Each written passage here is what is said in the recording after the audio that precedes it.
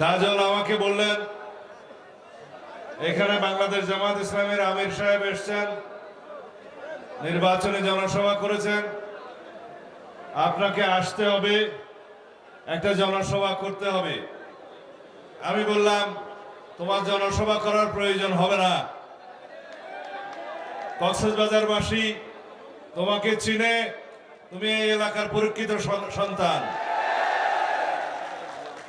সারা দেশবাসীর ন্যায় আমাদের এই সমুদ্রনগরীর সকল জনপদ, আমাদের এলাকা সহ পুরো জেলা, সারা বাংলাদেশের মানুষ জানে, বিশ্বাস করে আগামীর সরকার ইনশাআল্লাহ বিএনপির সরকার।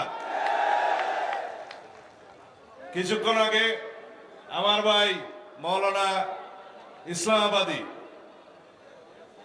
বক্তৃতা দিয়ে গেছেন। তিনি হেফাজতে ইসলাম বাংলাদেশের যুগ্ম মহাসচিবদের একজন,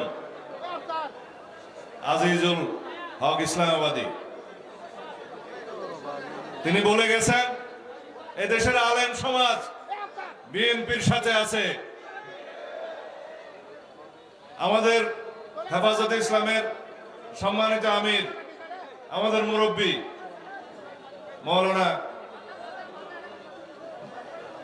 বাবুনগরী, মহিবুল্লাহ বাবুনগরী, এক নামে দেশে বিদেশে পরিচিত, তিনি বলেছেন তিনি মওদুদি ইসলামে বিশ্বাস করেন না। আমরা মদিনা ইসলাম চাই, হেফাজতে ইসলাম করবেন, তিনি ইসলামের হেফাজত করবেন। আমি জানি না জামাত ইসলামের সম্মানিত আমির এখানে কি বলে গিয়েছেন। শুধু বাংলাদেশের সর্বত্র যেখানে যেখানে জামাত ইসলামের প্রার্থীরা কাজ করছে, ভিডিওতে, ফেসবুকে সর্বত্র দেখা যায় তারা শুধু জান্নাত বিক্রি করে। নাউজুবিল্লাহ।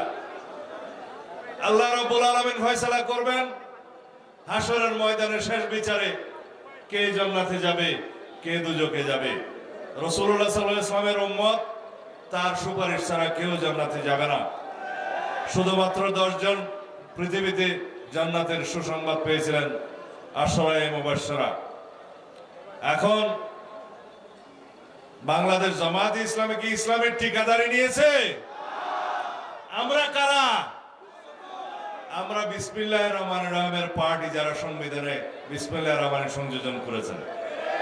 শহীদ রাষ্ট্রপতি জিয়াউর রহমান মহান আল্লাহর উপরে আস্থা এবং বিশ্বাস, পূর্ণ আস্থা এবং বিশ্বাস রাষ্ট্র পরিচালনার মূলনীতি হিসেবে তিনি সংবিধানে ধারণ করেছেন।